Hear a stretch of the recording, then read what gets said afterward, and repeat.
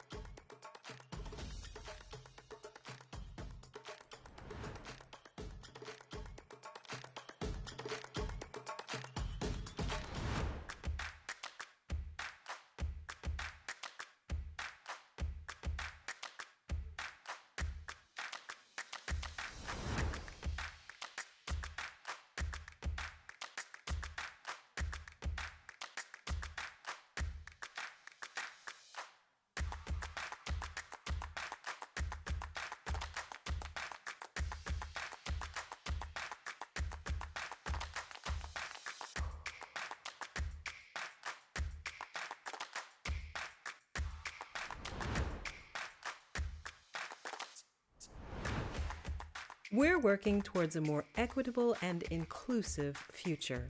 Join us.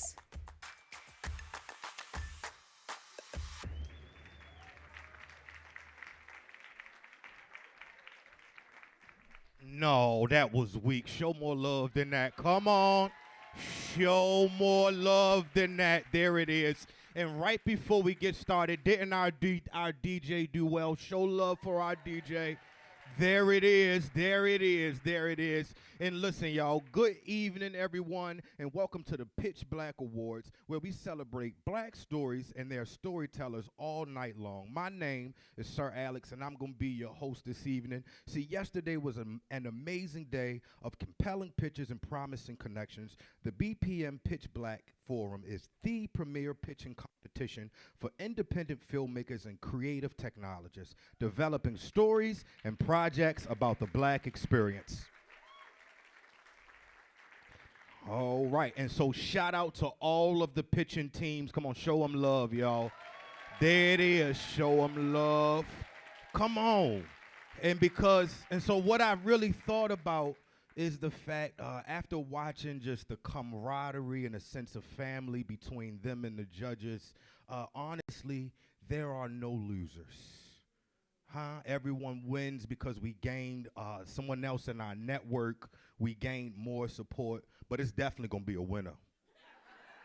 It's no losers, but it's definitely going to be a winner. And so that brings me to my next point. So thank you to all of the judges. Come on, show them love. Clap for our judges.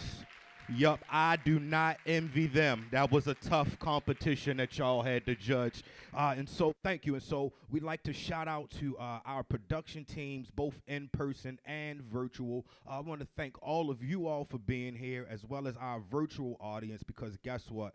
Virtual is here to stay, okay? Yup, just ask my grandmother. She ain't been back to real church in 3 years, okay? Yeah, she be all on the phone like, I could go to church without my wig on, praise the Lord. I'll be like, Grandma, come on now. What if that camera accidentally, okay. All right, and so, I'm sorry. And so, to kick off tonight's festivities is a message from the chair of the Black Public Media's Board of Directors, award-winning media executive Denise Davis. Good evening, everyone. I'm Denise Davis, chair of the Black Public Media Board of Directors and the CEO-founder of Reform Media Group, but also the producer of past shows such as Insecure and A Black Lady Sketch Show. I sincerely apologize that I could not join you in person tonight, but I think all the producers in the room understand when I say that I am dealing with a production deadline that just cannot be altered.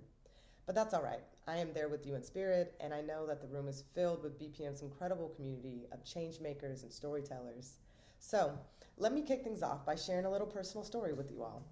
My journey with Black Public Media started when I got to be a part of the review team selecting participants for the very first 360 Incubator and PitchBLACK Forum. I came back again for round 2 of the PitchBLACK Forum as a juror. After reviewing the proposal, speaking with the filmmakers, and witnessing the talent in the room, those experiences equated with my own innovative creative spirit to bring untold Black stories to the masses.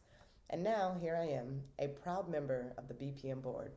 Shout out to my fellow board members, those who are in the room, and those attending virtually. Please give us a wave or drop an emoji to show that you're with us. And let's not forget the real MVPs here. Leslie Fields Cruz and the entire BPM team. Seriously, none of this magic would happen without them. And the entire BPM team is just simply amazing. Now, on to some serious business. We have got a true legend in the house. To Mr. Sam Pollard, who has helped carve the path that we stand on. You are a trailblazer in every sense of the word. So congrats on being named this year's Black Public Media Trailblazer. And to all you pitch black producers and creative tech wizards out there, I see you. Pitching is not easy, and I know because I've been there. So take a moment to pat yourselves on the back. You are doing incredible work, and know that this is just the very beginning. So let's keep the vibes high, the stories flowing, and the change-making spirit alive. Black Public Media, we're just getting started. Cheers to each and every one of you. Let's make some magic happen, and I hope you enjoy yourselves tonight. Thank you. Thank you, Denise. And so, announcing the first award for tonight is Black Public Media's immersive media producer, Asia Evans. Y'all show us some love while she comes. Show love, show love, show love. It don't matter, whatever you think. Come on. Thank you, Sir Alex. Hello, everyone. The NCU Fellowship is named after Black Public Media's first ever Director of Digital Initiatives, Nonso Christian Ugbode. Christian was a visionary who knew digital technology would change the media landscape indefinitely. During his time at BPM, he launched our first digital media production fund to support the creation of stories developed solely for digital distribution. He created the Digital Media Fellowship and produced all of BPM's early forays into live stream content, all before he was 30 years old. It is in his honor that the Nonso Christian Ugbode Digital Media Fellowship is given to a creative technologist under 30 working at the cutting edge of digital and immersive storytelling. This year, sponsored by the Sonder Foundation, the NCU Fellowship provides the opportunity to participate in one of Black Public Media's immersive training events, workshops, or conferences, with all travel and registration expenses covered. In addition, the maker will receive professional development and production mentoring from BPM and industry advisors. This year's award is presented to Ethel Ruth Tawe.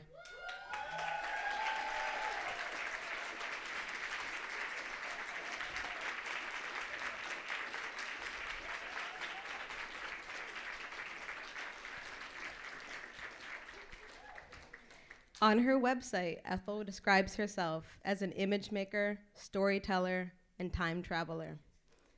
Time traveler is a rare gift, and it's not often that those who have it seek to bring others alongside them as they transverse dimensions and memories in such singular vision.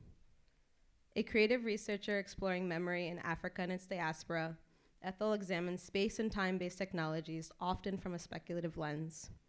Her curatorial practice has taken form in an inaugural exhibition titled African Ancient Futures. She is the recipient of the Magnan Foundation 2022 Counter Histories Grant Program. She was selected by the International Documentary Film Festival of Amsterdam to present at the 2023 Doc Lab Forum, where Lisa and I first met Ethel. And today, a BPM Plus Fellow and NCU Digital Media Fellow. Congratulations, Ethel.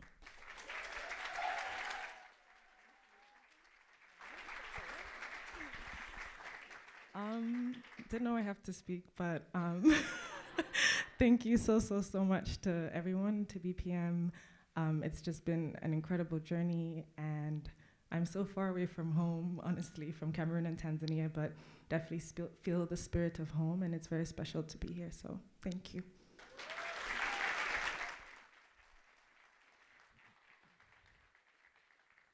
All right. Congratulations, Ethel, and thank you so much, Asia. One more time, can we show a little bit more love than that? Come on now, that's what it is.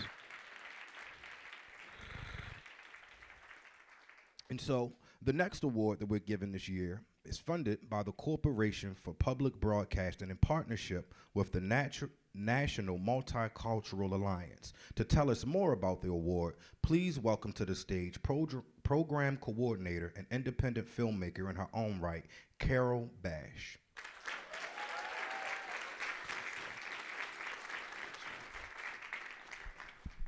A little more love while she comes. A little more love, a little more love. There it is.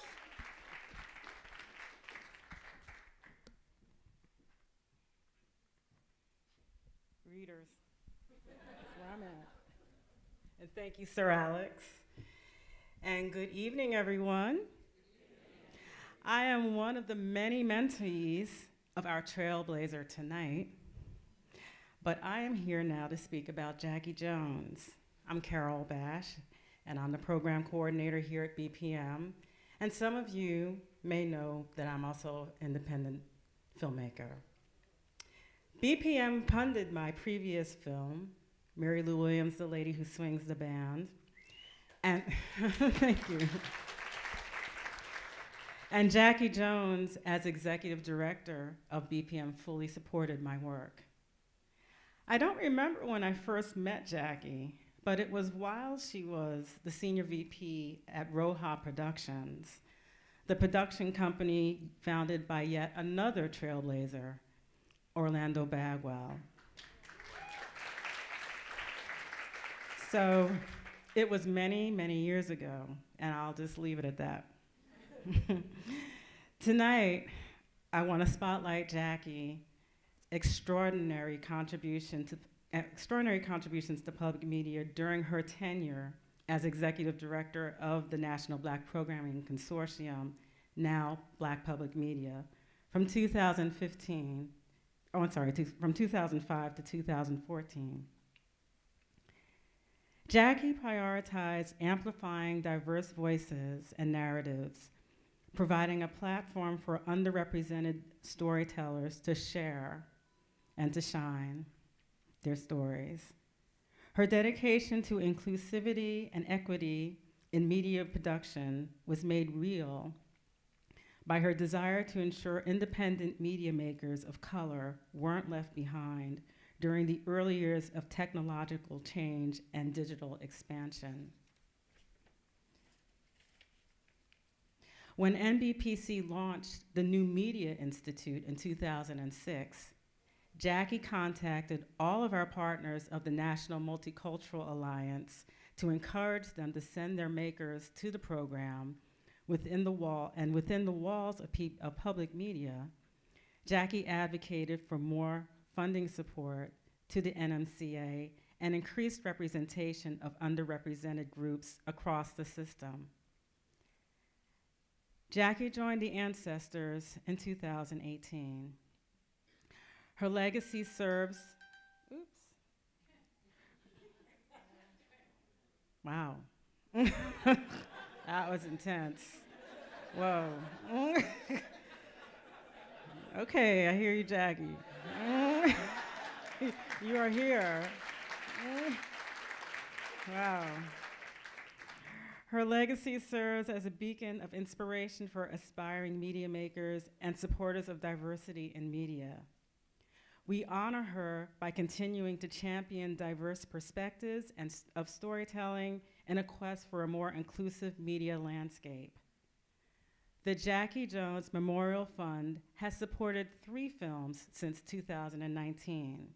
Silent Beauty by Yasmin Lopez, Let the Little Light Shine by Kevin Shaw, which was nominated for an Emmy, and Through the Night by Loida Limbal. Yes, please. In partnership with our colleagues of the National Multicultural Alliance, with funding support from the Corporation for Public Broadcasting, it is with great pleasure that I announce this year that the Jackie Jones Memorial Fund has been awarded to Andrew Gonzalez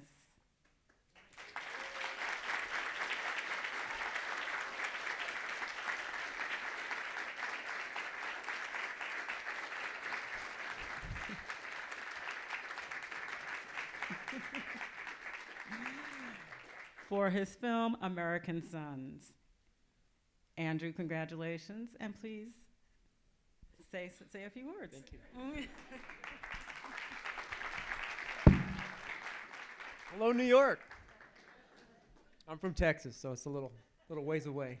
But everyone here is so fashionable and so beautiful. I'm having a great time. So this is just incredible.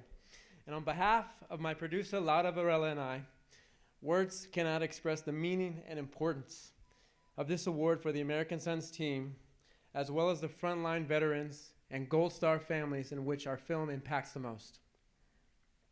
We especially want to thank the amazing people at Latino Public Broadcasting, Luis Ortiz and Stanley Pedlo, who believed in this project since year one. It is with tremendous gratitude, appreciation, and respect to say thank you to you beautiful people at Black Public Media.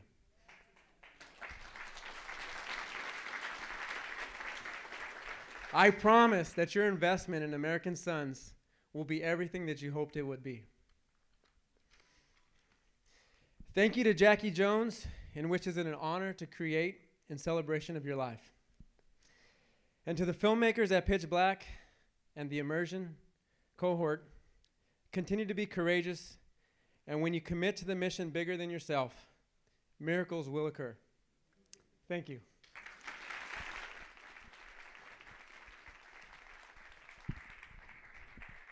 Thank you so much, Andrew. Thank you so much. A little more love for Andrew. Thank you. Thank you for all that you do.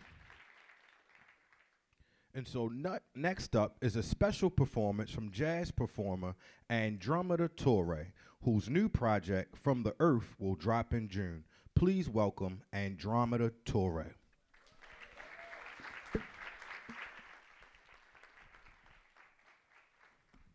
Thank you so much. It is such a pleasure to be here. And when they first asked me if I would come and sing, and I heard that Sam Pollard would be honored this evening, and I know he did the Max Roach documentary, that's really special for me. My mom, Akua Dixon, was the founding member, one of the founding members of the Max Roach Double Quartet. And I grew up with Max, and one of the most important things that I learned from Max Roach was the way that he just used his music to elevate the profile of Black people and to speak about social justice issues. And when I composed my suite, From the Earth, I was thinking about Max so much. And this suite that I composed is based on environmental justice. I've spent the last year researching and interviewing Black and brown communities across North America about their experiences with climate change, combined with issues such as redlining and colonialism that are still affecting our communities today. Yes. So the song that I'm gonna sing for you from my upcoming album is called Miss Margaret's Lament, and on it you will hear from Miss Margaret Gordon of a historically redlined community in West Oakland. Please. Health is related to exposure, proximity, land use, zoning, and enforcement. Those 5 things relate back to who will be impacted or vulnerable.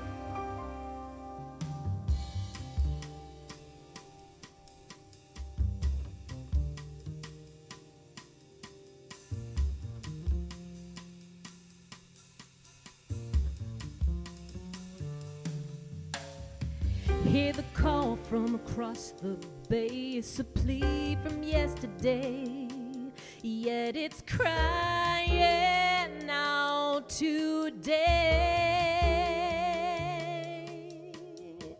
Walk a mile in another's shoes, you'll be singing out the blues, but you can choose to walk away. Where I live at, don't open up the windows in my bedroom because of the abundance of trucks that run through that main street. At any given time in West Oakland, there could be up to 10,000 truck trips a day. Then that's not including the diesel fuel that they're using for the cargo handling equipment, the trains, and the ships. If you live in a proximity of where the trucks travel, constantly opening your windows, your house has a dark gray ring on top of your ceiling and on your window sills, on your Venetian blinds, and on your window sills from the trucks. People call it dirt. It's not dirt. It's particulate matter. It's finer than a hair. It goes into your nose and into your lungs. So our fight has been how to reduce the emissions. See the writing that's on the wall. It's a message for us all. If we'll open up our eyes, walk a mile in another's shoes, you'll be singing out the blues. But you can always choose to walk away. What if we all had to stay in the bed we lay, in the mess we make? We'd figure a way to settle the strain. You know that 1 out of 5 children in Oakland to the flatlands in emergency hospital from the ages of 0 to 5. And those are zip codes of 94607, 94608, and 12. All the elementary schools and middle schools, the nurse has inhalers with the students' names on it. So that's how we know there's still a problem with asthma. We did an overview about asthma, and we went to the child care center, and 50% of the children had inhalers. Before they go out to play at recess, they have to use the inhalers, and when they come back in. Hear the call from across the bay. It's a plea from yesterday, yet it's crying out today. Walk a mile in another's shoes, you'll be singing out the blues. But you can always choose to walk away. What if we all had to stay in the bed we lay, in the mess we make? We'd figure a way to settle the strain. What makes me most upset is the power of the pen, capitalism, profiteers. I'm hurting. Thank you.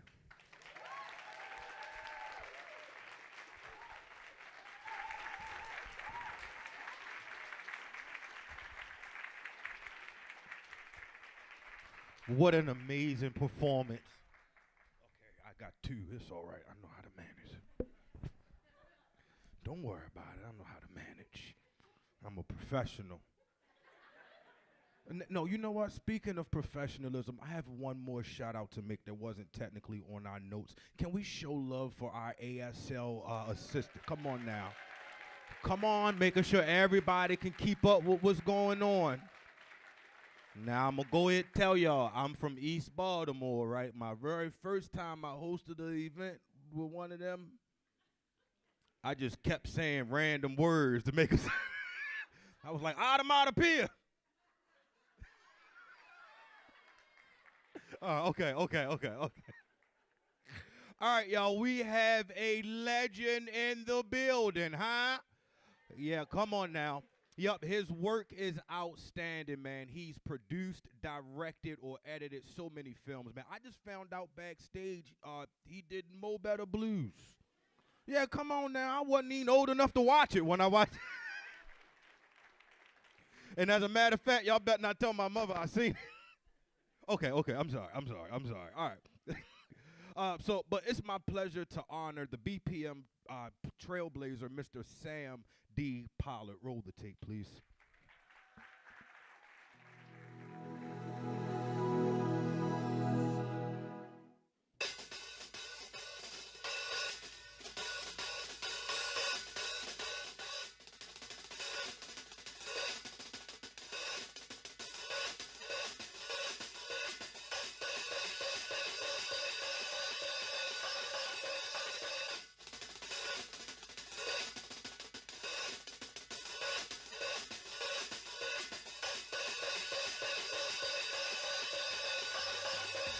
it wasn't for WNET, I wouldn't be here talking to you right now.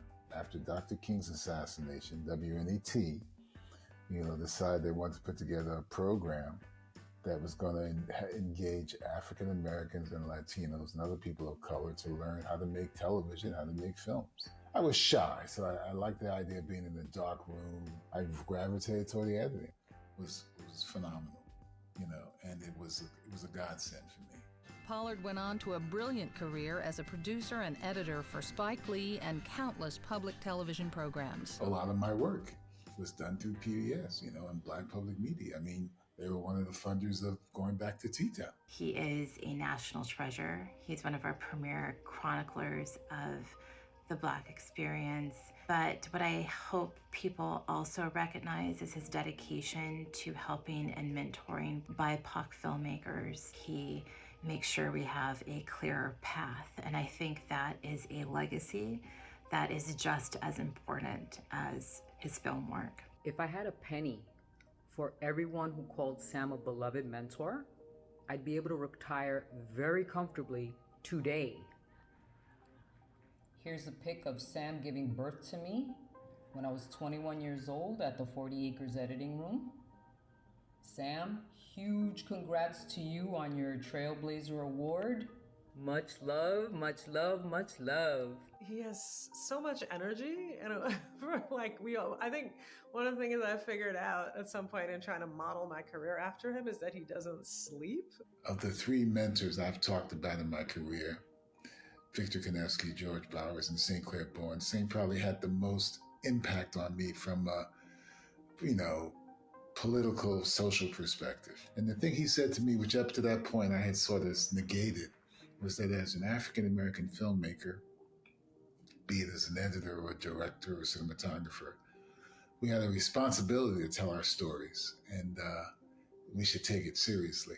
Sometimes I got to watch him work, and he'd be at the Steenbeck and he'd just going back and forth and playing stuff back and forth. One of the first things I remember him playing was the intro to Style Wars. The intro to Style Wars has that great, that great music. Dun-dun-dun-dun. And the train's coming in, and then it goes into the hip hop. And he would go back and forth on that scene, I swear, 100 times. Dun-dun-dun, dun-dun-dun-dun. And you would see the image of the train come in, and he cut, you pull film in, and you chop it, you splice it in. And I would say, in terms of where I would place Style Wars in my career, at this point, it was one of the most challenging documentaries I ever had to work on. I mean, in terms of creating structure, figuring out story arc, everything. It took a lot of work, a lot of effort, a lot of trial and error. And it was an experience that was both exhilarating and frustrating. There were times where I thought I was going to tear out my hair, which I probably did because I'm bald now. One thing we did right was the day we started to fight. Keep your eyes on the prize. Hold on. Keep your eyes. And I'm always sort of challenging myself to go in new directions. So I called Henry. I called Black Side, and Henry set up a meeting. I went up to Boston. I met Sam when he came up to be a producer-director for that second series of Eyes on the Prize. This was my first time as a director. It was my first time where I was going out to interview people and coming up with a storyline and a concept and a narrative structure, a documentary structure. And I was always bitching about people. Oh, they didn't ask this kind of question. They didn't get this kind of information. And now I had to do it. We all got through our first rough cuts, and we screened for Henry and each other, and we screened for our advisors. The next day, Henry called Sheila and me in, and he said of the first 4 rough cuts that he had seen, but he thought ours was the worst. He said there was no structure, there was no storyline. To really insult me, because I edited that show, he thought the editing was terrible. He said to me, I see another cut like that first cut, I'm gonna fire you and you. I was in deep psychic pain. I don't think I got off the couch all weekend trying to figure out what to do. Should I just go back to being an editor, forget this directing, producing? I got in the cab, went to Black Side, walked into Henry's office and asked Henry the question, could we afford to hire an editor? Because I said, I'm not gonna quit as director producer. That was really a big surprise, the way that they came in the yard. We thought they were gonna come in there and knock some heads and bust some heads open and He's this comprehensive knowledge and takes such pleasure in watching movies and thinking about movies. I enjoy his friendship. I enjoy his warmth, his humor. I enjoy his devotion to film, his interest in film.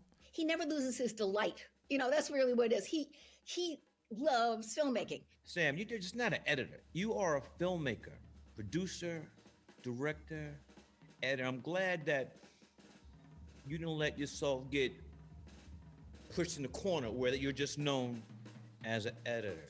You are a storyteller.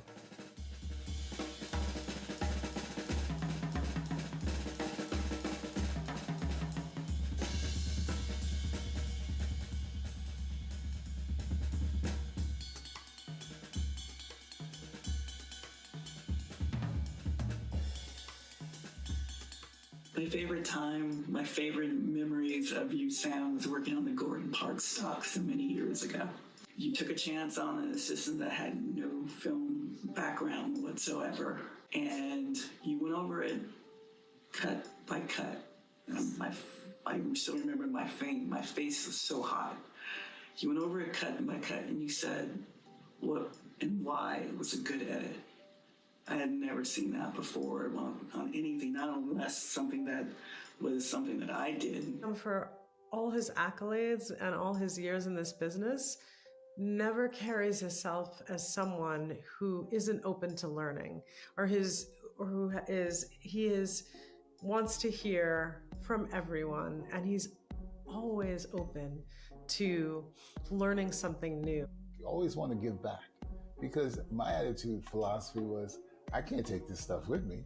Keeps you vital. Sam Pollard, congratulations. This is a wonderful, wonderful, and much deserved award. You are an amazing human. No two ways about it. I'm so thrilled for you, and cannot express in words how much, I and so many of us in this industry love you. And may we and others be that platinum person that you are and follow in your footsteps. Thank you, and the heartiest congratulations. We're so fortunate to learn from you and to be in community with you. It's a testament to your work, your legacy, and the community that you're bringing up behind you. Congratulations, Sam, for receiving the Black Public Media Trailblazer Award. I mean, certainly he is a trailblazer and has been. If anybody epitomizes the word trailblazer, it is you. It is well-deserved. I'm so happy you're getting this recognition. Sam, on behalf of PBS, I want to congratulate you on this Black Public Media Trailblazer Award. I could not think of anyone who is more deserving of this honor. Thank you, sir, for all that you do.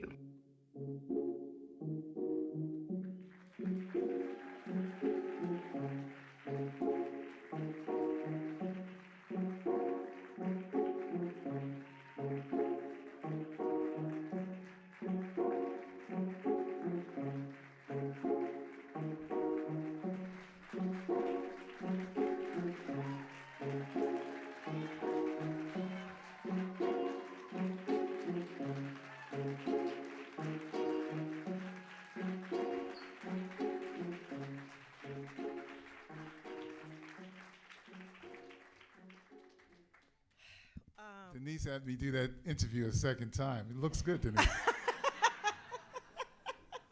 Nice job. Oh my gosh. Whoever cut it together did a nice job. I say that's high praise coming from you. That's high praise. That's high praise. Nice job. Well, I'm Brittany Luce. I almost am loath to introduce myself after this beautiful, retrospective of your life. I'm Brittany Luce. I host NPR's It's Been a Minute. But we're really here. We're really here to hear from the Grandmaster, Sam Pollard. Here you go. Welcome, welcome, welcome. All right, so, I'm here. We all saw this wonderful, wonderful, wonderful video that's put together. I'm gonna ask you a few questions. We're gonna have a good time. Sure. And I'm sure you're gonna know all the answers. I'll try. All right. So to kind of get into it, I watched for those, most of you probably do not know, I've interviewed Sam before a couple of years ago about a project that he directed, a 5-part miniseries called Atlanta's Missing and Murdered for HBO. It's a really, really, really incredible, just devastating project if you haven't seen it. But I spent a lot of time preparing for that interview, but then I just went back and prepared even more. I mean, you're so prolific. There are things that you had not released in 2021 that in 2024. I was blessed to be able to watch to get ready for this. And something that I noticed as I was preparing for our conversation is that more than a few of your films, while many of them focus on, almost all of them focus on Black history, more than a few of them focus on expanding or complicating our collective understanding of a larger than life Black man. Be it Martin Luther King Jr., Sammy Davis Jr., Max Roach, Arthur Ashe. I could go on. What are you trying to capture through these portraits of these gigantic figures? And what are you trying to communicate to the audience, either about them or even about yourself? Well, they're all heroes for me, and but you know, like all my heroes, I want to see the chinks in their armor. I want to see how complicated they are. And every time I, approach a project, be it about Sammy Davis or August Wilson or Dr. King, I'm looking to understand them on different levels and different layers, and I think that's a responsibility that as a filmmaker that I have. I want you to look at a piece where you want to sort of challenged by who the person is. I mean, the Max Roach film, for example, when we first, Ben Shapiro and I both showed a rough cut to Max's children, we were a little concerned because we were showing a side of Max that they know about, right? But that we were going to share with a large audience, right? But we felt it was important that you saw who I love, Max Roach. I loved his music, I loved his activism, but I also wanted to see that he was a complex man who had anger issues, who had issues where when he lost Clifford Brown, he was devastated. So I wanted to tell those sides of him, and I don't believe when I'm doing these documentaries, I want to create hagiography. I want to look at a person from all levels. I mean, to me, that's what makes life and human beings interesting. When you sort of look at them from all levels, or give it a sort of a 180. So, every time I'm approached about doing a project that's about someone that I think is a special human being, I'm also always wanting to dig into who they are. What other levels are they? Do they present to themselves sometimes? And to their family members that audiences don't see. So to me, that's a very important thing. And it's something that, as I say in this wonderful reel that you guys put together, when I worked with Saint, Saint was always sort of digging into stories and digging into people and sort of not looking at them one way. And I admired him so much. He was like a big brother to me. So I said, man, I got to understand this. I got to do that, And I think that's just invaluable, And all the people that I've had the good fortune to be shaped by and mentored by, and learned from, and sometimes didn't want to learn from, it always sort of, gave me another sense of thinking about how am I as a human being in this world, and who are the people around this world that is so fascinating and interesting. That's a beautiful answer.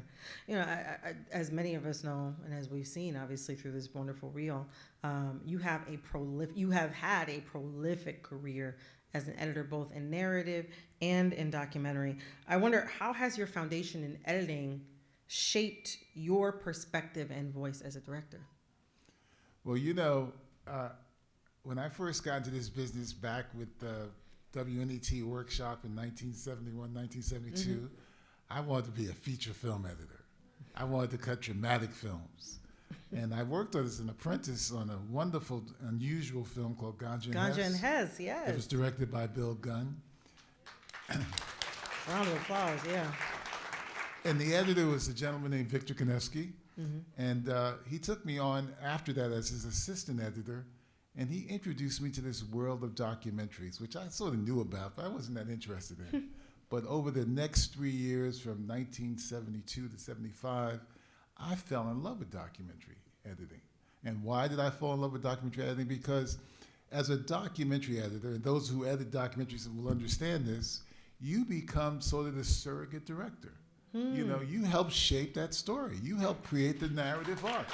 Round of applause for the editors. And it was a wonderful experience for me every time. And as I said in this piece, sometimes it was very frustrating too, where I was given the task of taking material that had no rhyme or reason or script and figuring out how to shape a story. And so I loved it. I just loved doing it.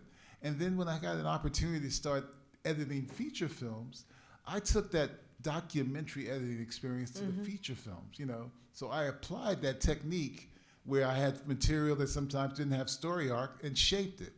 And I always say that being a documentary editor informed my approach to editing feature films. You know, so when I started working with Spike in '88 on Mo Better and then Jungle Fever, I was always excited about working on the material that sometimes Spike he just would set up a sequence, a scene, and he would say, I need you to shape it in the edit. And I brought my doc editing experience to it. But then when I went back to editing docs, I would bring that narrative sense that I got from the features and invest them in my documentary editing. You know, so it was like a give and take for each process. So Sabine Hoffman's out here somewhere, she does both too. You know, so it was always to me this great thing to be able to go from doc editing to feature editing, back to doc editing to feature editing, and then to directing. So as a director, and I always say this is probably, I'm biased. Good directors in documentaries are usually good editors. Because you understand how to shape story. Really how to shape story. And it's a very important process, you know. It's a process. And I always say that I love the process. Probably more than I love to finish films. That's a good thing. That's a good thing. You know, sometimes you're incredibly prolific. Anybody who looks at your IMDb or Wikipedia or anything from the past 10 years, 15 years, I mean, it's like it's clear that you're working on multiple projects at once. But sometimes you work on a film for a very long time, like the Max Roach documentary that you just did, which is incredible.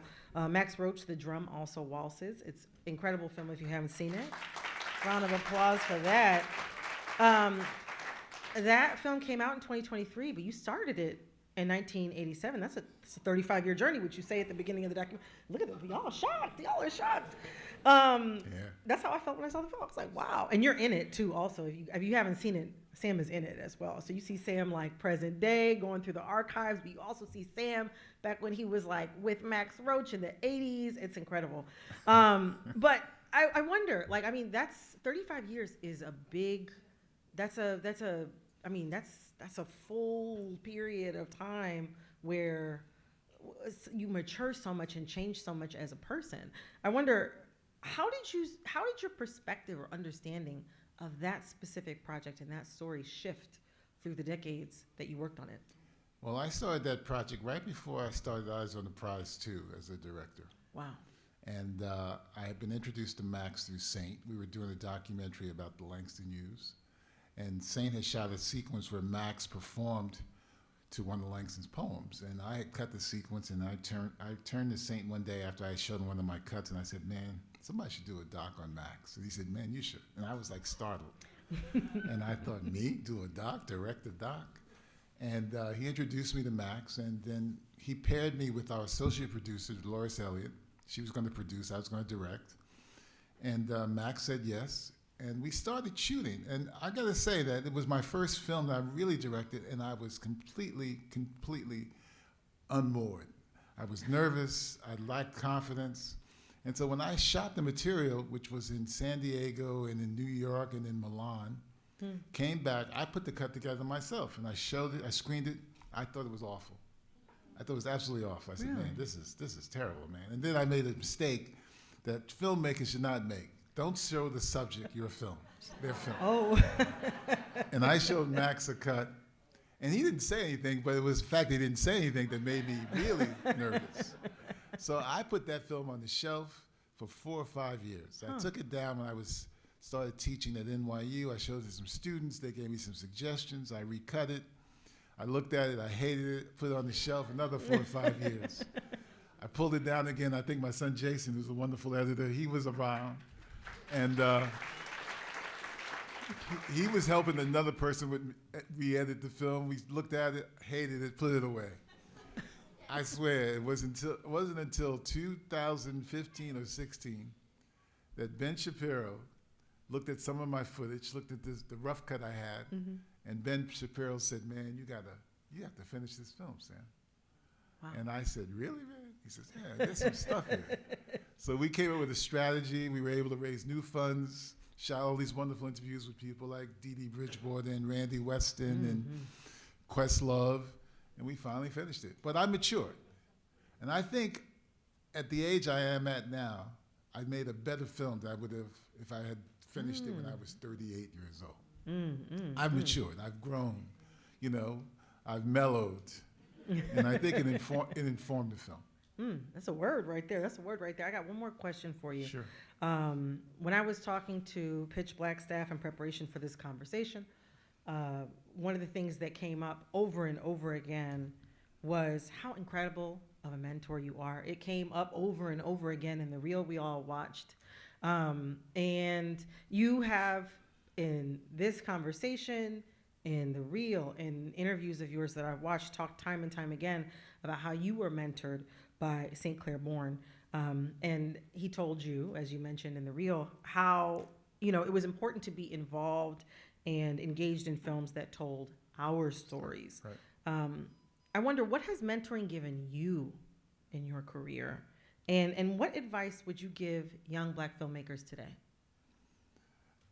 The mentoring has helped me have a career that's lasted a long time. I think every time I got involved with young filmmakers like Carol Bash and up in that reel, Sonia Gonzalez Martinez and Denise Green and, Geeta Gandabir, it just makes me happy. It excites me to help young filmmakers shape stories and move stories along. And,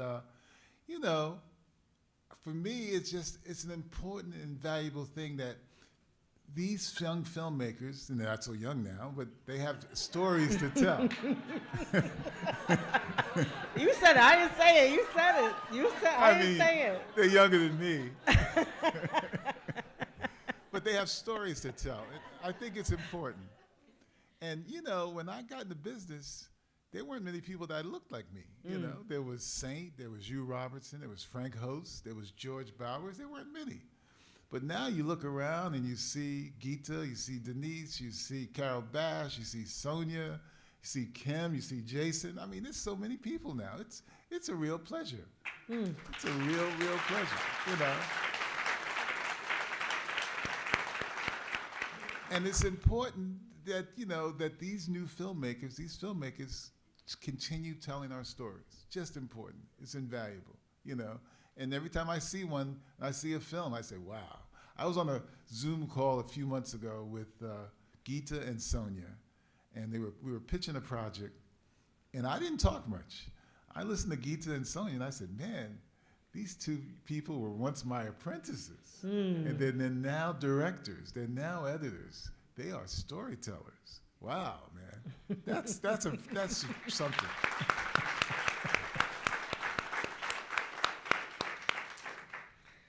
Well, Sam, I mean, I think I speak for everybody when I say congratulations, not just on this incredible, prestigious award you're winning tonight, but on a fantastic career. Thank you so much for this. Well, I want to thank Black Public Media.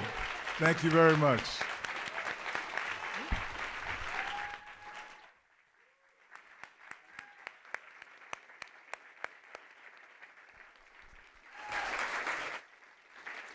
I'm gonna say the official words, Sam. On behalf of the hundreds of filmmakers you have mentored over the years and the millions of viewers you've touched with your art, it is my pleasure to present you with the 2024 Black Public Media Trailblazer Award.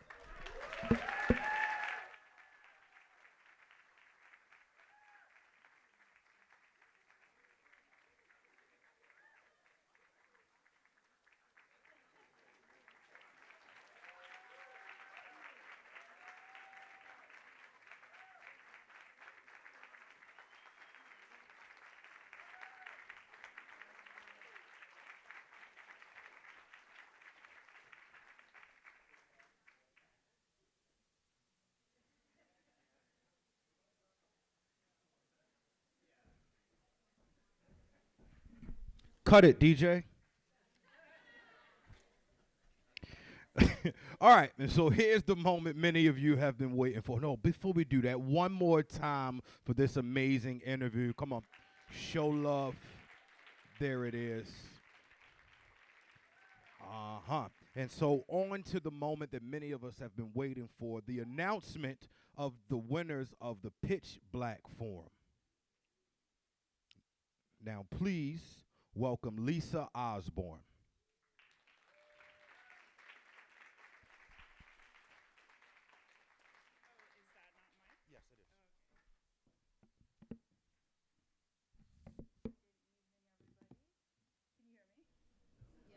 No? Okay. Hi, good evening. I'm Lisa Osborne, the Director of Emerging Media for Black Public Media. I'm going to announce the winners of the Pitch Black Immersive Competition, which took place yesterday. First, I want to thank my 3 judges who are over there to the left taking pictures like they're my parents. I want to thank curator Jennifer Scott, creative technologist Errol King, and filmmaker Angela Tucker. Could you please stand up? Could you please stand up very quickly? Thank you very much for your care and consideration, and you took the job seriously, and also it was hilarious listening to you deliberate, so I appreciate that. I want to thank all 6 projects. There were 8 filmmakers involved. I'm going to quickly run down the list. We have Ashe Meos Ancestrai, which is by Marianne Talavera from New York City. Could you please stand up? If you could remain standing. We have Collateral Echoes by filmmaker Bafakoto and Lids Ama Apia, if you could both stand up. We have Image Frequency. Please remain standing so everybody knows who you are. Marianne as well. Image Frequency Modulation by Ethel Ruth Tawe and Eli Tawe.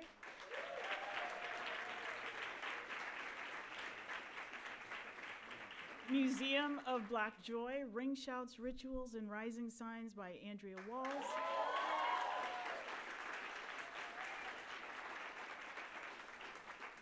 Natal Dimension by Jaslyn.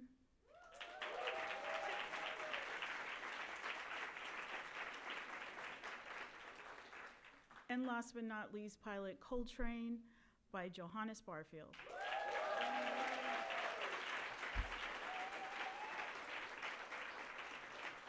I just want to congratulate all of you. It's been a pleasure going through this process with you. Some of you we've been working with since February, so basically we just met you last November and now you're part of the BPM family. And others of you, we've been working with you for about 2 years. I love all of you, and we're so happy that you're now part of the family. All right, without further ado, I also want to thank Asia Evans, who's the other immersive producer for Black Public Media. If she could stand up so you know who she is for later. There we go. Thank you. Everybody may have a seat now. Without further ado, so the jury is excited about our $25,000 grant winner because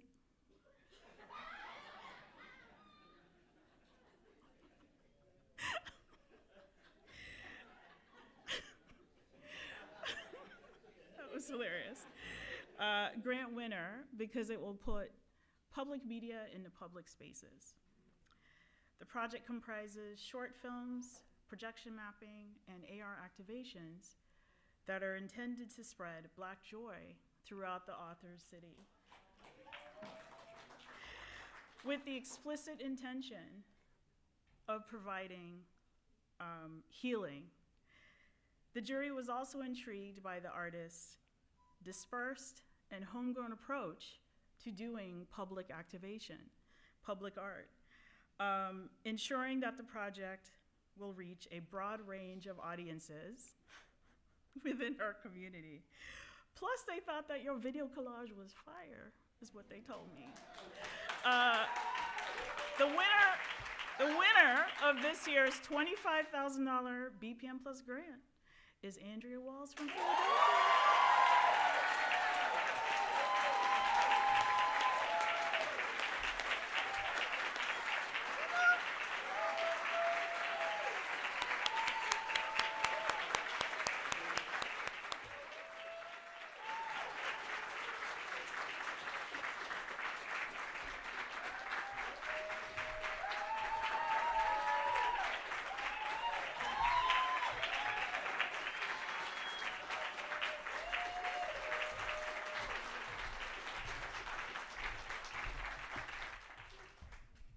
So stand over here so the light Okay. will hit your face. Yeah. Always a director, producer, sorry. Thank you. Speaking of joy, I just want to thank the whole entire cohort who has held me up through many iterations of trying to figure out how to connect the joy that I have of this work with the actual technological wherewithal. And I really want to thank Lisa Osborne, who knew that I did not know what I was doing when I started this journey. You know, in terms of the tech. But she saw my heart, and she let me know it was gonna be a very steep climb. And she stayed with me through all of my, you know, the self-doubt that comes with, who am I to do this? And then the other thing, well, why not me? So I just want to thank everybody, and just also thank my ancestors, including both of my parents, whose shoulders upon which I stand, because they were very, very afraid for me when I am the first generation that could have been anything and came home and said, I want to be a poet. Thank you.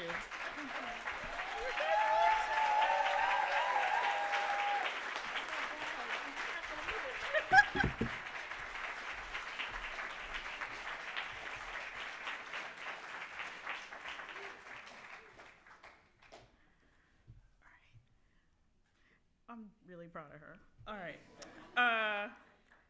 Our $50,000 grant winner uses a visual and sonic archive to explore longing, loss, and communal memory.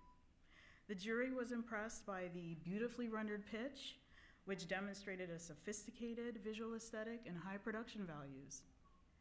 In thinking about the transmission of stories across space and time, the filmmakers asked viewers, if you could broadcast a message to your family in the future, what would it be? This evocative prompt left the jurors wanting to see more from this creative team. The winner of this year's $50,000 BPM Plus grant is Image Frequency Modulation.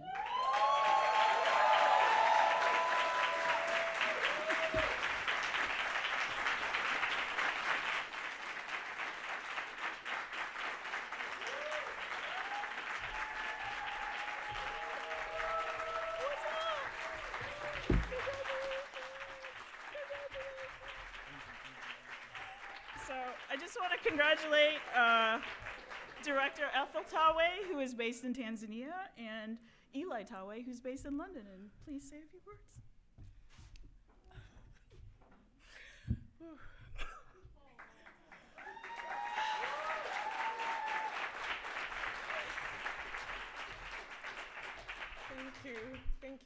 Thank you so much for everything. I'm literally lost for words. Please help me. Yeah, we really appreciate getting this money. We're excited to put the project together. Yeah, no, it's honestly the timing and everything, and the importance of this. I know not just to us, of course it's a very personal project, but we're always just thinking about resonance and knowing that this expands beyond where we're from. And I think this is a testament of that, being here and seeing you all and knowing that our family is really as expansive as we imagine. Yeah, so thank you. I think, yeah, just processing it all. Thank you.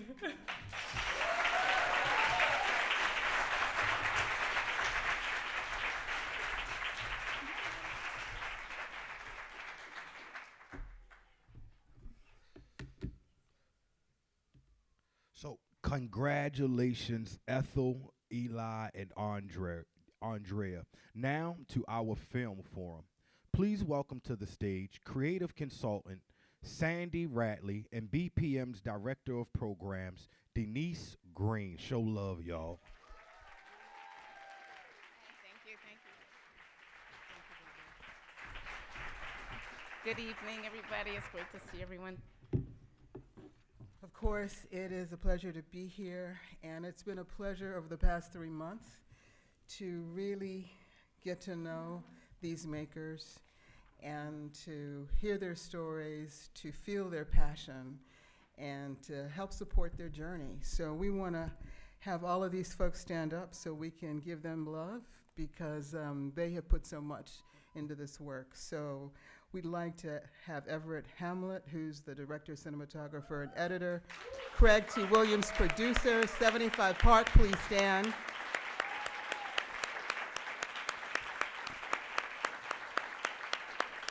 Please remain standing. Daryl B. Jones, director, Kristen Lesko, producer, Allensworth, the town that refuses to die.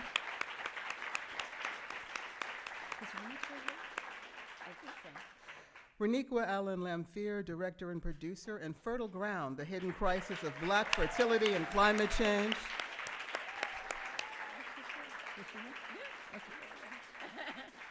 And her producer, Krista Whaley. Jason Goldman, director, Emily Kuster, producer, Hold the Line.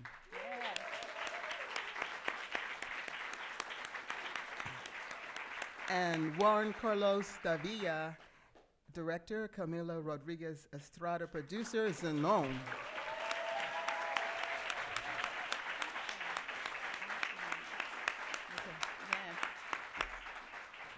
Well, before we announce who receives $150,000 in production funding for the PitchBLACK Award, we first want to say that Black Public Media is extremely proud to be the first supporters or early supporters of all of these projects. These films came to us through an open call for climate and environmental stories. We've awarded each of these projects $40,000 in production funding. So we are here, we love your projects, we love your stories, and we appreciate your commitment to telling such important stories. So, and thanks to all of you for investing so much, bringing your A game to your pitch. And we truly felt the power and importance of each of the stories that you shared, because these are stories we would not know if it weren't for you all. Thank you so much. Yes.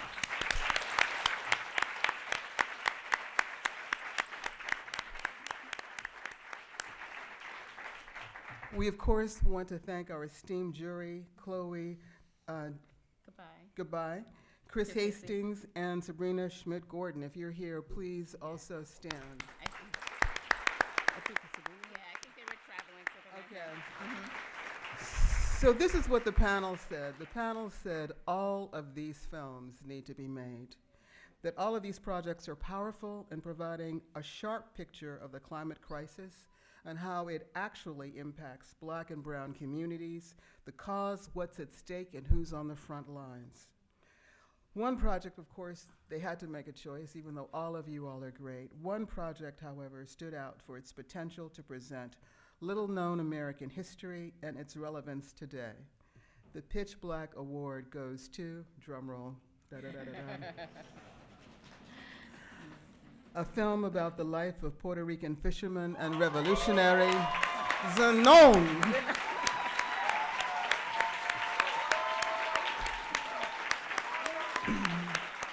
Congratulations to Juan Carlos Davilla and Camila Rodriguez.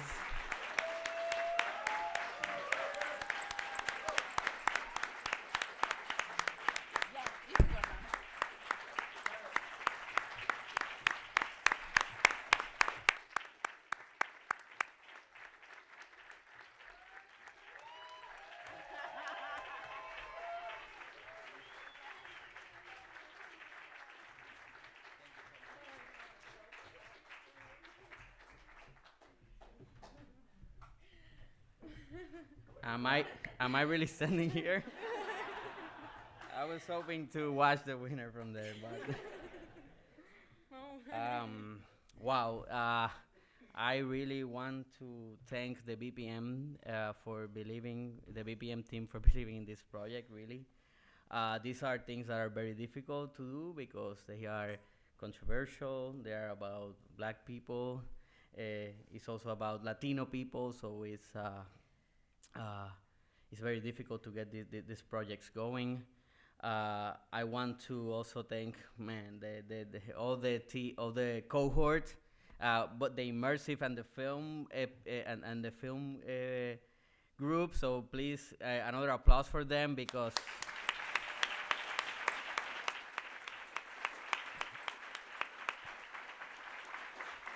A beautiful thing here has been and sorry because I am a native Spanish speaker, the camaraderie, yeah, la camaradería, because everybody has been so supportive in this project. We have felt is so good all through the process, from the boot camp up to here. And yeah, I don't want to start saying names because if I forgot somebody, then I don't know.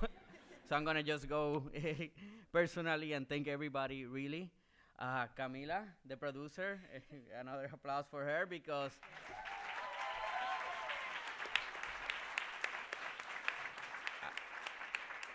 I am a director and I feel like the best way I tell things is through my camera and through film.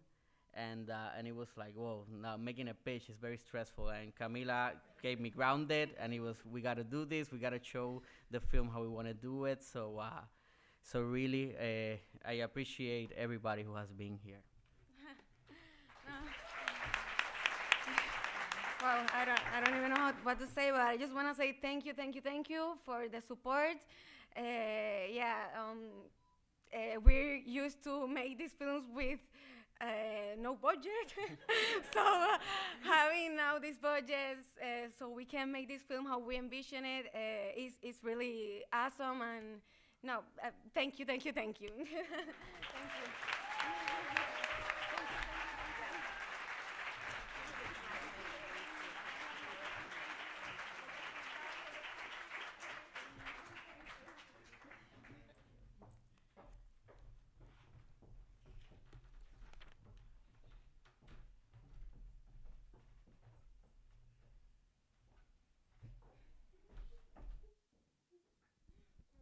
One more time for all of our participants, all of our winners.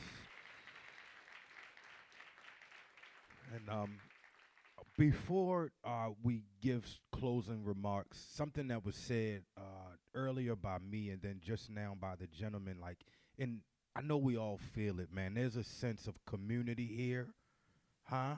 And I literally, the first awards, I watched another participant clap and scream louder for their competitor, if you will, than the person who was excited. So just seeing that is awesome, man. One more time for all of the participants.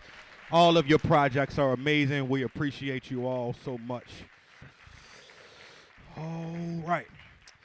And so also I'd like to say, if you enjoyed me in any right or regard, I'm available for weddings and birthdays and divorces, bar mitzvah, whatever. And so I'm here. I love you. I appreciate you. My name's Sir Alex. And I'm sorry. Let's back up a little. And so you know that Black Public Media is associated with public media, right? So, of course, we have to make an appeal. All of you are getting gift bags, swag bags, if you will. Inside of those bags, there is a QR code. And for our online audience, the link to that is in the chat right now. So if you could, man, scan the QR code at your leisure. Donate what you have, and then ask somebody else to donate what they have too, okay? Just so that way we can affect more people. We appreciate you so much. Or if you would like to, where's Kelly and Diane? Can Kelly, Diane, raise your hands, please? Okay, they're doing something during the after party. Yeah, just made me look crazy. Okay. They like, you want me to? Okay. So find Kelly or Diane during the after party if you'd like more information as to how you can give and donate directly. As for our online viewers, we thank you so much for joining us. We all here, we finna party, huh? There it is. And so coming back to the stage to wrap things up is Black Public Media's director, Leslie Fields Cruz.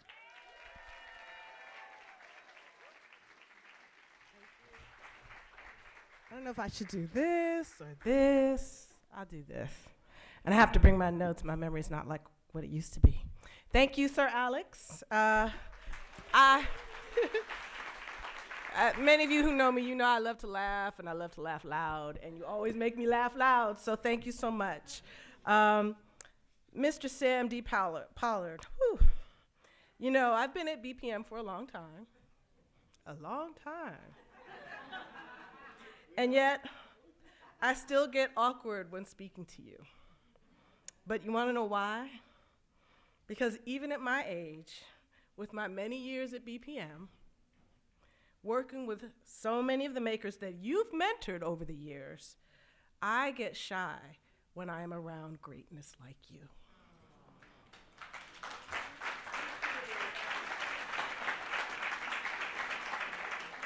You have done so much for Black culture, for Black artists, for BIPOC artists.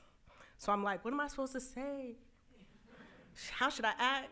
Am I coming off kind of weird? But at the end of the day, I'm just a huge fan of yours. And I'm just lucky to be able to share space with you. So thank you. I look forward to all the works that you have and the legacy of the works from everybody else that you have mentored. To our award winners and to all of our Pitch Black storytellers, this is, for some of you, this is the beginning of your relationship with Black Public Media.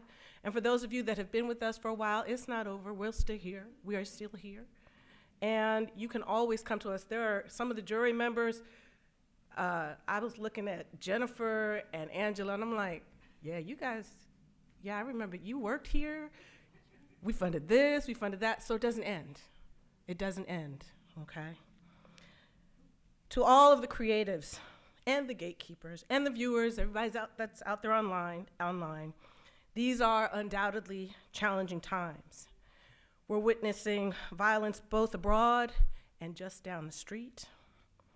We encounter misrepresentations and mistruths and confront forces that diligently attempting to regress time to an era where they believed we were invisible. Yet because of our storytellers, we have always been visible.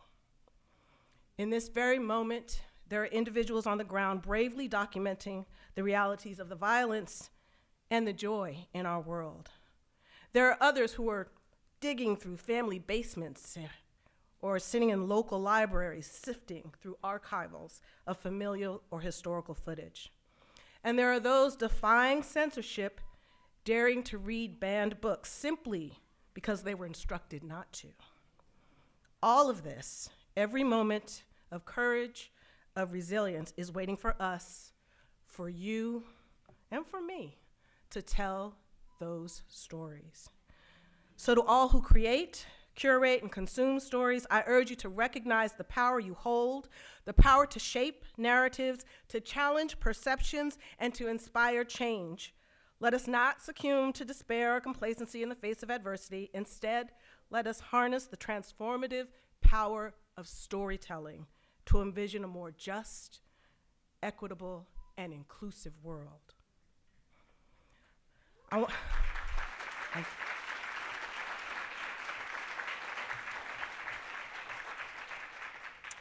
want to thank my ancestors, Mabel Haddock, Jackie Jones, Nonso Christian Ugbode. I do want to thank our sponsors for this evening, Netflix, PBS, thank you. The Sonder Foundation, thank you. CPB, thank you. All of our Pitch Black friends, our retrospective screening partners. Greg is in the audience here with Image Nation. Blackheart, who does all of our virtual production. Andromeda Torre, who came, I asked her 2 weeks ago. And she said yes. Thank you.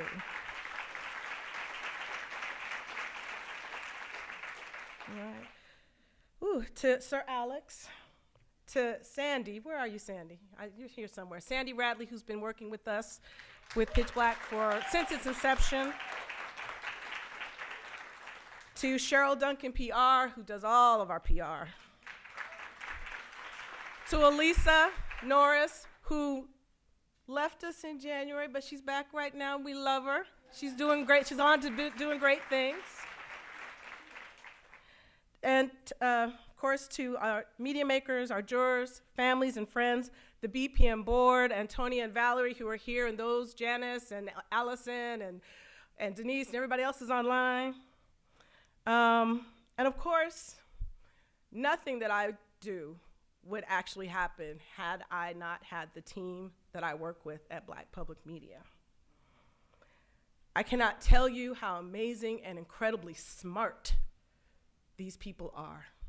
They are kind, they bring joy, and it is the reason I come to work and fight for them and for you so we can do our work and tell these stories. So I just want to recognize Kiana Wofford, who's sitting up there in the back. She's our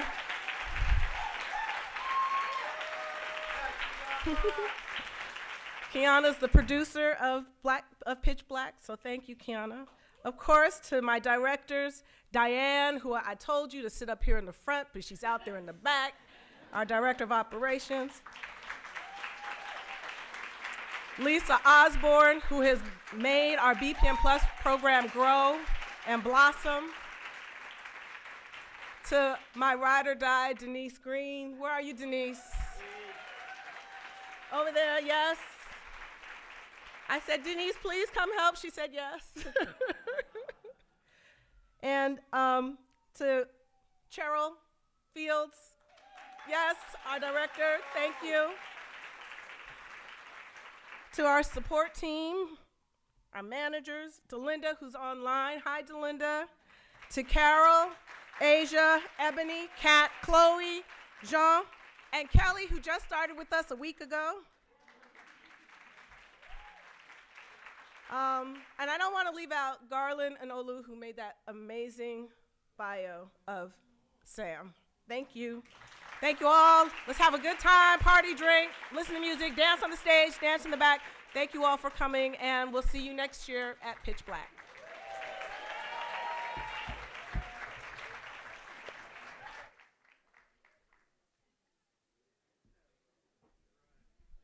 All right. That wasn't the. Did y'all know that wasn't the end? Did y'all know that? Was y'all starting the movie? Okay, so that just be the end. Should I not do what I'm supposed to do? They don't care once the boss got up. They're like, no, poof, we don't care. Okay, cool. You know how they treat me like a substitute teacher right now. That's really how I feel. Like, yeah, we'll listen when Miss Johnson come back. Okay, cool. All right. You know what I'm gonna do? I'm gonna put this mic down and just let the DJ do something. This is crazy. All right, I don't have as much authority as I thought I had. That's what I don't have. Okay, I'm going. Yeah, it's all right. We're done. Thank y'all so much. See y'all next year.